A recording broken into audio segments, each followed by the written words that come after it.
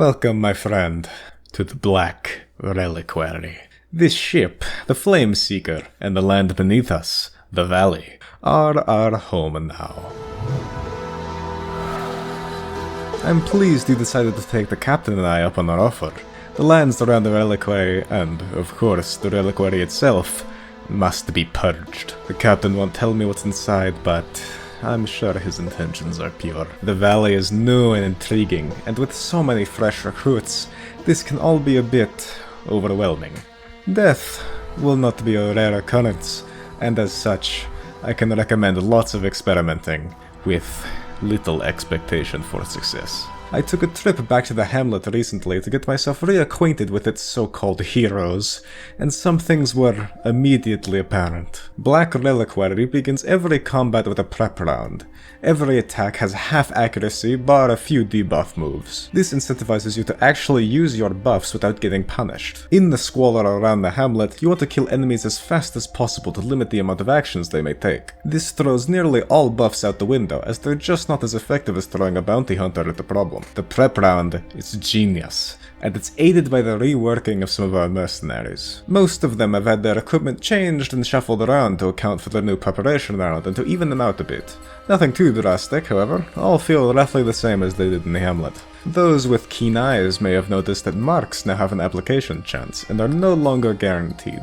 Marking comps were, admittedly, a little busted, and this makes them significantly less guaranteed, but it's a change I don't like very much. That's not the only status effect which has changed, however. The followers of the light, such as the Crusader, the Vestal, and the new Judicator, have abilities which expiate their target, applying debuffs to them and healing you when the enemy uses their abilities. There is a similar new status effect in the form of Amber Blight, but significantly less classes are able to apply this. Oddly, these cannot be resisted due to technical limitations, which makes marking resistance all the more questionable. My beloved Bounty Hunter has also been significantly brought down in size in changes that are probably for the best. His hook no longer marks, actually giving a purpose to his aggressive pointing.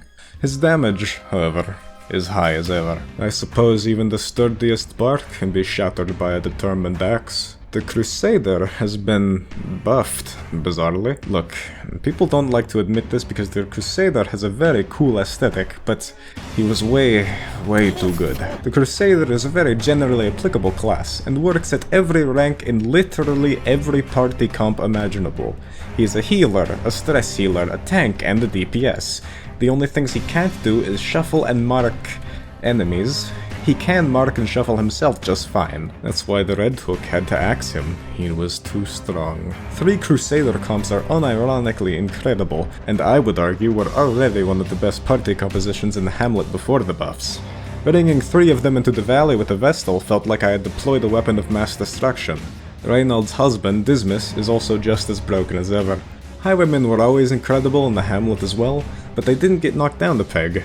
They have incredible damage, a giant AoE, one of the single highest damage abilities in the game, can benefit from marks, they have riposte, and they work in shuffling comps. Their one and only weakness is that they don't have a heal, which can be supplemented by others. The 2 new classes, the Jack Cooper and the Judicator, are mostly nothing to write home about, except perhaps the Judicator's 2-turn stun on Amber Blighted targets. Amber Blight lasts the entire fight, so you can pretty much stun like a target forever, assuming the RNG goes your way. I am not necessarily complaining about these changes because the valley is unforgiving. A bit too much so, perhaps. To give an example of how things have changed, let's talk about horror. One of the only enemies near the darkest dungeon that can apply horror is this ghoul. They are a mini-boss adjacent enemy, usually supported by only one other enemy. They have sizable single target damage, a mediocre health pool, and a full team horror. In the valley's wildlands, these dogs are commonplace, with it not being rare to fight 2 at once alongside other enemies. They have a full team horror, which works on the prep round, they work at every rank, and are guaranteed to target those who are marked, whose blood they promptly spill into the ancient Cavarosian soil. That being said, the enemy design is a lot less opaque. Before, this showed enemy ability names and their effects, but now you can also see what ranks they can be used in and which they target, which helps when planning turns immensely. Most enemies are designed intentionally to be worse at some ranks than others, which gives shuffling a lot of strategy and utility, whereas near the darkest dungeon, most enemies can use whatever, wherever. Even the few enemies who are worse in specific ranks, like the Bone Courtier, you'll never know because it doesn't tell you. The trade-off is that the numbers of those who live in the valley are absolutely cranked into the stratosphere. I wouldn't expect this to change either. The Levantine leaders seem pretty happy with where the numbers have landed. All I will say on the matter is that the boss having 85 dodge and being able to endlessly summon allies is some fucking bullshit. If you're faint of heart, wait until a mode on par with Radiant difficulty is released, though I couldn't tell you when or if that will ever happen. The monsters of the hamlet are intentionally not too difficult for even an inattentive traveler to dispatch. The lands of the Reliquary, however, do request that you prep, plan, and execute properly.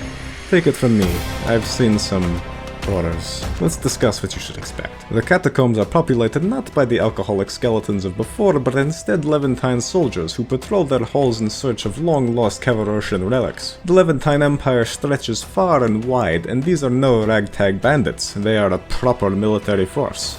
Do not take them lightly. The Levantine, I am embarrassed to admit, have claimed many of my own men. Try not to get distracted by the femboys in their employ.